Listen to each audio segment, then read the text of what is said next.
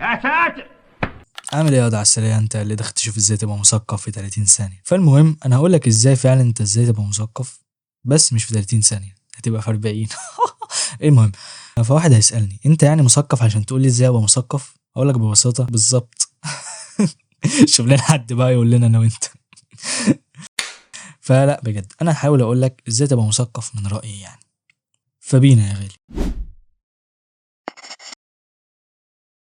عامل ايه مستر حزنبولة بعد الانترو؟ الاسم ده جه في دماغي ومش عارف ليه، فاسمح لي اقول لك مستر حزنبولة يعني. وانزل اديني لايك واشتراك كده، يعني بعمل محتوى فاخر والله هيعجبك. فنرجع لموضوعنا، ازاي تبقى واحد مثقف؟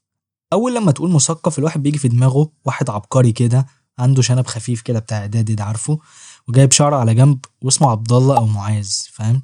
وبيحتسي القهوه. فهل لازم فعلا تبقى كده؟ ما اظنش ما اظنش ما اظنش مش لازم تشرب قهوه الحقيقه. بس لازم يبقى اسمك عبد الله، فاهم؟ المهم، فكلمة مثقف مش لازم نخليها ليها كده بروتوتايب اللي هو عبد الله اللي احنا لسه قايلين عنه. فاستنى اصلا، يعني ايه ثقافة او مثقف؟ فانا قلت استنى كاتبها في السكريبت عشان ابان اني افتكرته. ها، حركات.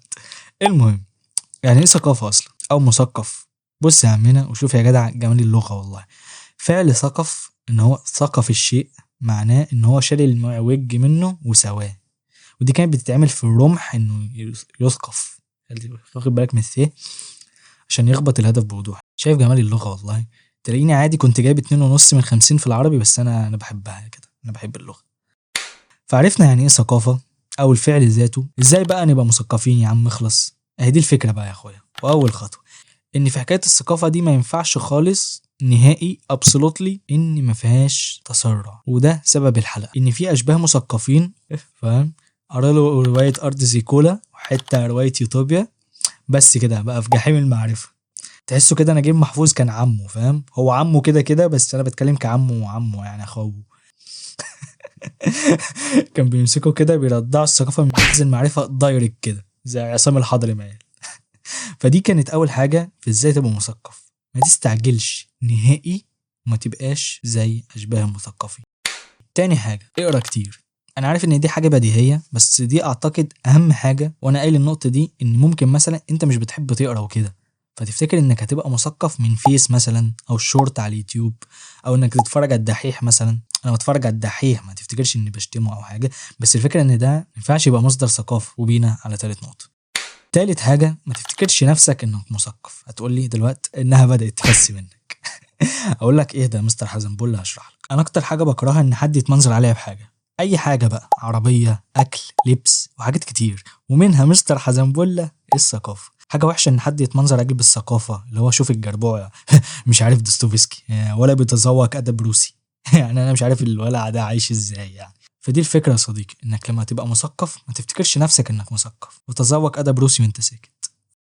رابع حاجة، ابعد عن التليفون. انت زمانك دلوقتي بتقول لي ازاي؟ هقول لك يابا احنا الجداد. مش طريقة واحد بيتكلم عن الثقافة نهائي. بنتكلم جد. ايه علاقة التليفونات بالموبايلات؟ ايه اللي انا بقوله ده؟ ايه علاقة التليفونات بالثقافة؟ هقول لك ببساطة، الموبايلات بتخليك مشتت. مش قصدي بالموبايل كجهاز، قصدي الموبايل كسوشيال ميديا يعني. فهتقول لي طب ما ابقى مشتت يا عم. هقول لك السوشيال هتخليك مش بتركز في حاجة. هتقول لي ما بقى مش بركز في حاجة. اقول لك يا ابني ما تحصل الثقافة ازاي؟ هتاخدها حقن يعني؟ هتاخد حقن ثقافة؟ فدي الفكرة يا مستر حزنبولة. ببساطة يا اخويا، ابعد عن السوشيال واقرا، وحاول انك يكون عندك فضول للحاجات عموما. خامس حاجة، اسمع بودكاستات. دي حاجة أنا مبسوط بيها جدا، إن حكاية البودكاستات دي زادت، لأنها بتعمل حاجتين. إن مثلا لو الضيف بيتكلم عن موضوع فأنت هتحصل منه الموضوع ده. وتاني حاجة دي أنا شايفها تمرين جامد أوي للتركيز، إنك تفضل تسمع ناس لمدة ساعتين أو أكتر. ده 100% أنا شايفها حاجة حلوة فشخ وبتزود فرص قرايتك. سادس حاجة، لازم يبقى عندك هواية وحب للتعلم. يعني إيه بقى؟ تعال أقولك. حب التعلم ده له علاقة بجزء الفضول شوية، بس حب التعلم انك فعلا انك تشوف نفسك لا شيء. يعني ما تفهمنيش غلط. يعني ايه الكلام ده؟ هقولك.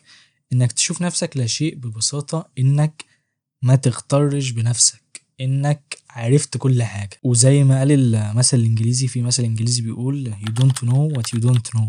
انت متعرفش اللي انت ما تعرفوش، فلما تعرف حاجة تقول ايه ده انا مكنتش اعرفها، فبالتالي لما تكونش في حاجات عارفها ففي حاجات كتير انك تعرفها، فلما تعرف اللي انت مش عارفه فتعرف ها انت فاهمني يعني. اتمنى تكون وصلت. وبس كده انا خلصت، ده اللي كان عندي. تذكر دائما مستر حزنبولة، ولا انا ولا انت مثقفين، احنا بس بنحاول نبقى. بس كده، لو الحلقة عجبتك ارزعني لايك، لو ما عجبتكش انزل قول لي ليه في الكومنتات، اصل انا لازم اطلع منك بحاجة يعني، تشقلب لي في القناة. وكان معاك الخربوش، والسلام عليكم ورحمة الله وبركاته.